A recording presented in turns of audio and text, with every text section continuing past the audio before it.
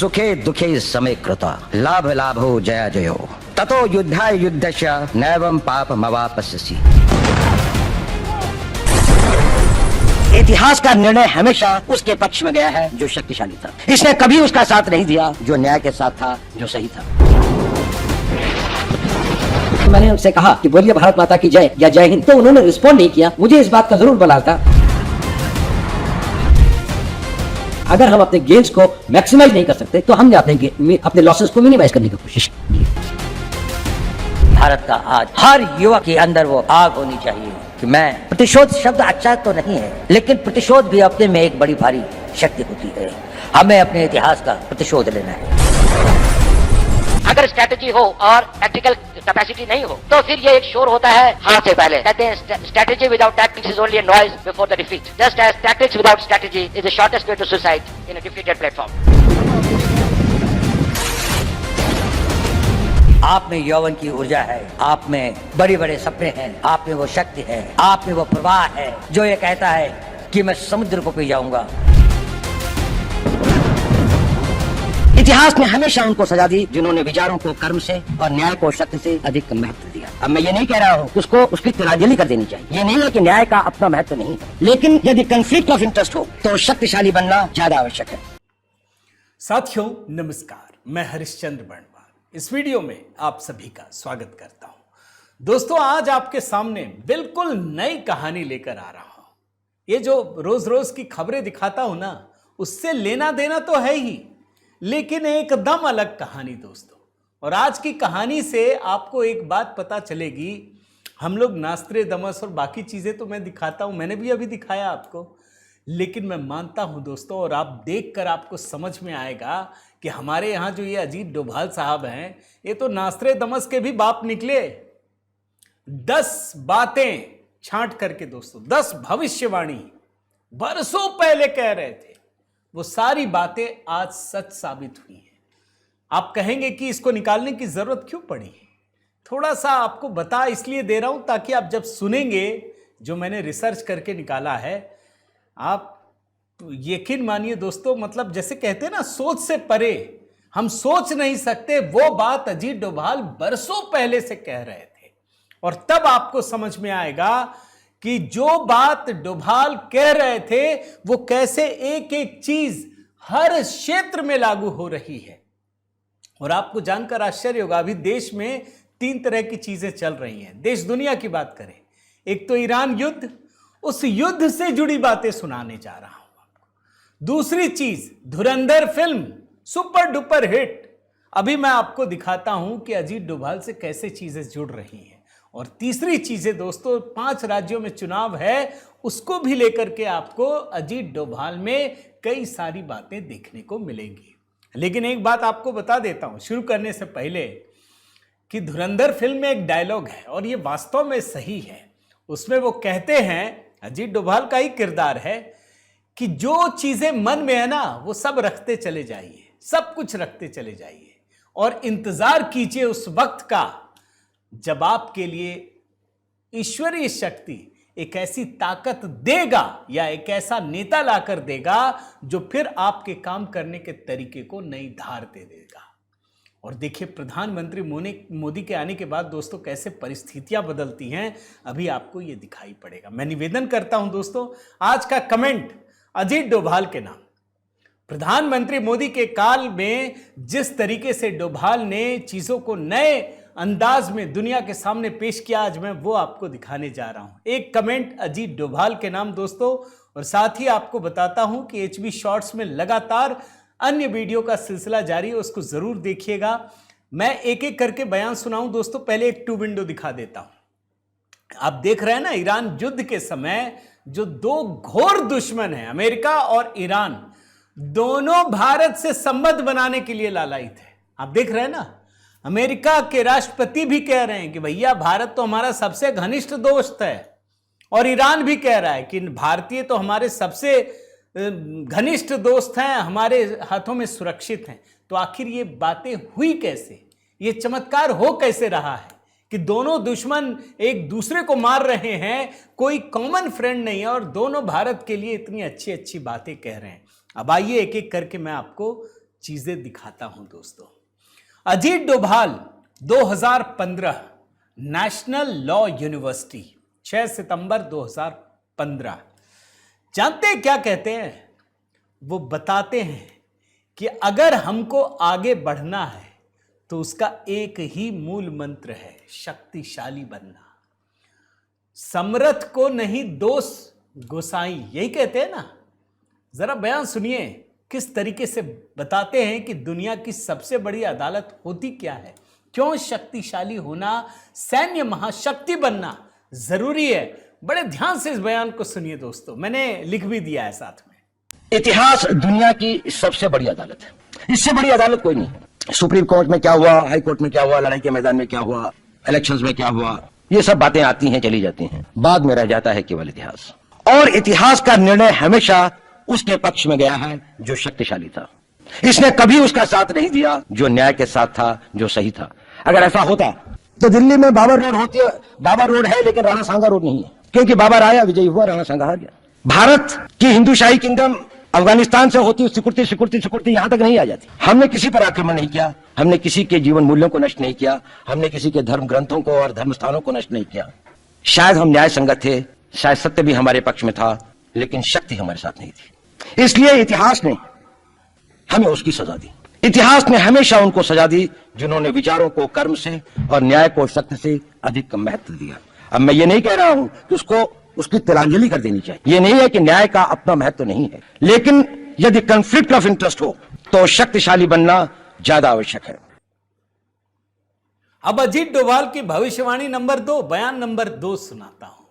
कई लोग सवाल पूछते हैं ना कि अमेरिका ईरान युद्ध हो क्यों रहा है। आपको इसका जवाब मिलेगा, और यह जवाब कितना महत्वपूर्ण है। 10 जनवरी 2026 भारत मंडपम में युद्ध शुरू हुआ, 28 फरवरी को, याद रखिएगा।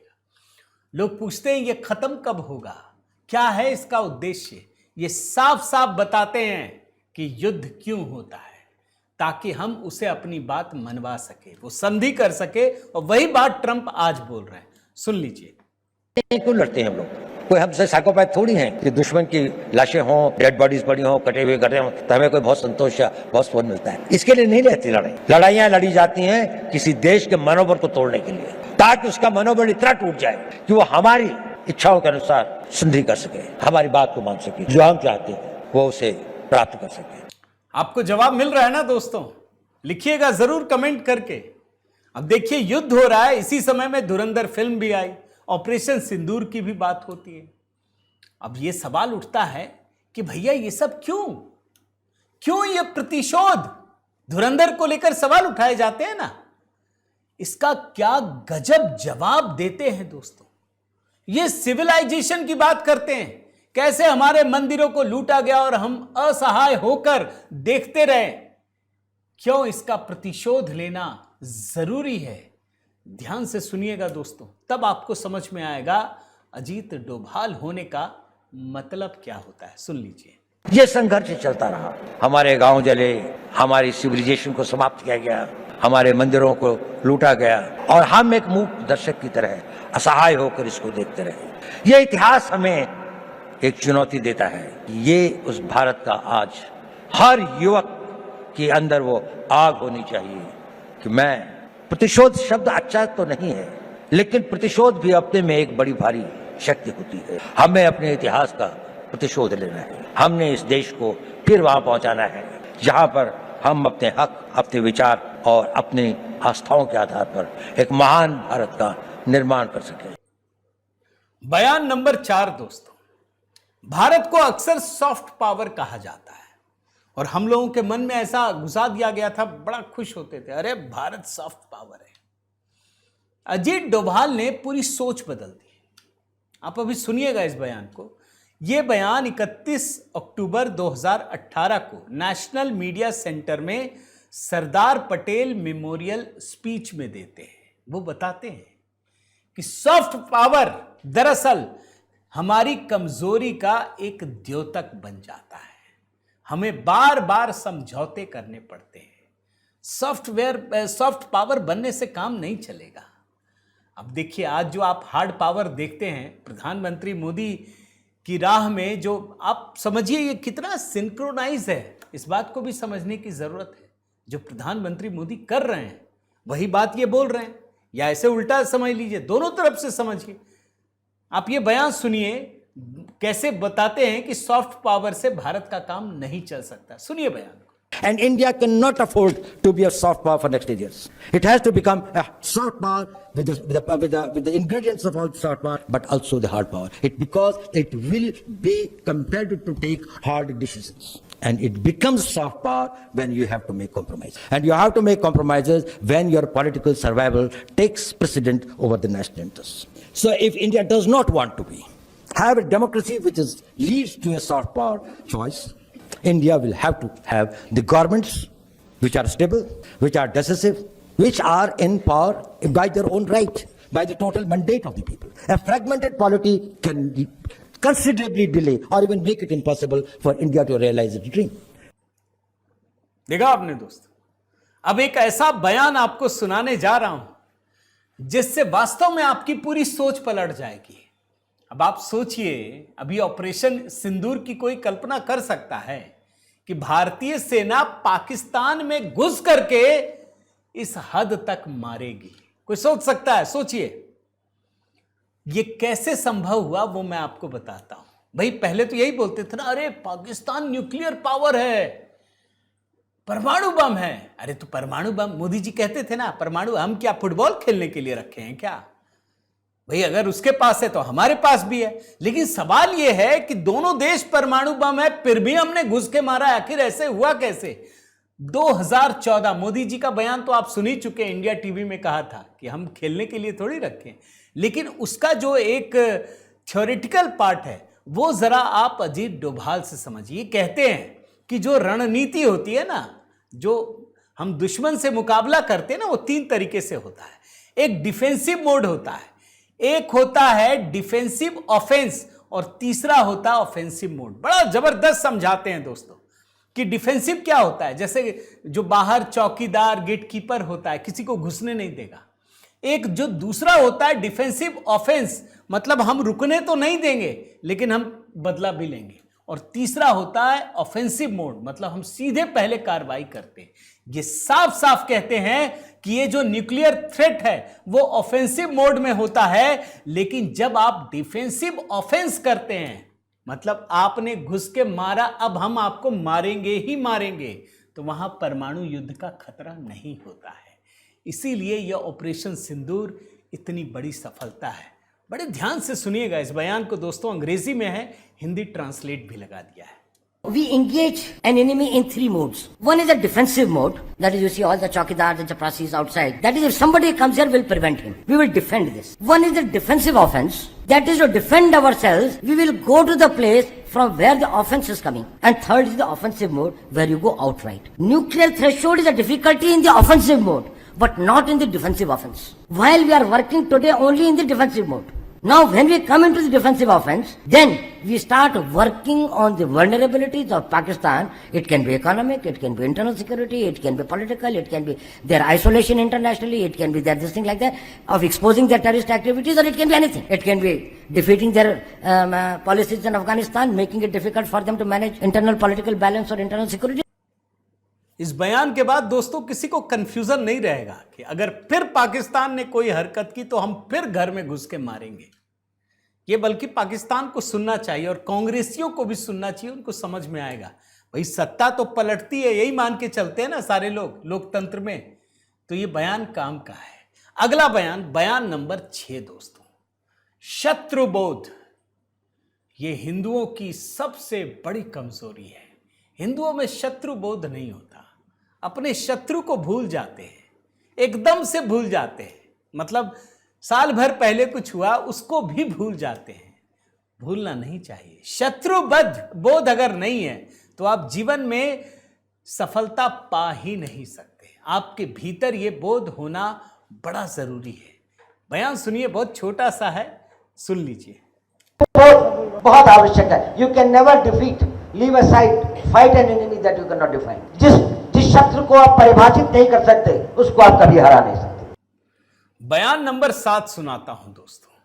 भाई अभी कश्मीर फाइल्स फिल्म देखी थी, क्या एक मर्म निकला उसका कि सरकार तो तुम्हारी है लेकिन सिस्टम तो हमारा है। जानते हैं, ये अजीत डोभाल साहब का बयान है 7-8 अप्रैल 2012 Ahmedabad, Bharat rising perception reality और मिथ।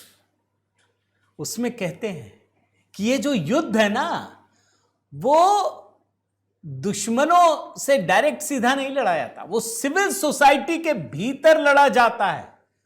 आपको पता ही नहीं चलेगा कि आपका असली दुश्मन कौन है, वो सिविल सोसाइटी में छिपा हुआ बैठा है।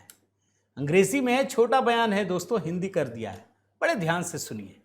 The warfare that will fought within the civil society, where the enemy will be camouflaged within the civil society, and that it will be the responsibility of the security apparatus to protect the civil society and at the same time destroy the enemy which is hidden there.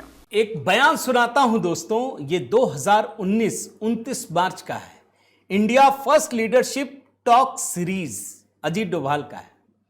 इसमें ये 4th generation warfare की बात करते हैं, खुफिया तंत्र की बात करते हैं। ये बताते हैं कि एक ऐसा युद्ध होगा जिसमें दुश्मन दिखाई नहीं देगा। 2019 में कह रहे हैं, गुप्त रूप से लड़े जाने वाला युद्ध। ध्यान से सुनिए और तब समझिए कि ये देश किस दिशा में क्यों जा रहा है। सुन लीजिए। Now we are getting into a 4th generation warfare. A 4th generation warfare will be a warfare against the invisible enemy. And in the war against the invisible enemy, man who will win will be that who can see the invisible enemy. First. That is why the intelligence has become the prime factor. If out of 130 crore people, you are able to find the terrorist who just look like you, dress like you, move like you, then probably you win. If you can't, He wins. probably you lose. This thing is that the covert warfare is increasingly becoming the this thing. Now, एक तो भविष्यवाणी दोस्तों मुझे तालिबान पर मिली, ये भविष्यवाणी number 9 दिखा रहा हूं आपको।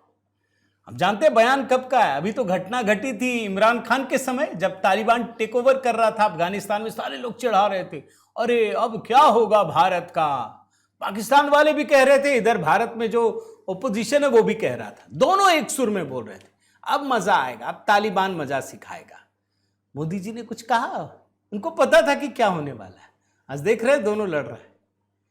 2014 21 फरवरी तमिलनाडु, एक यूनिवर्सिटी में अजीत डोभाल बोलते हैं कि तालिबान को तो हम अपने हिसाब से देख लेंगे, पाकिस्तान चिंता करे भाई, ये तालिबान वाले तो देवबंदी विचारधारा को मानने वाले लोग हैं, हमको पता है हम कैसे उनको साथ लेना है। सुन लीजिए।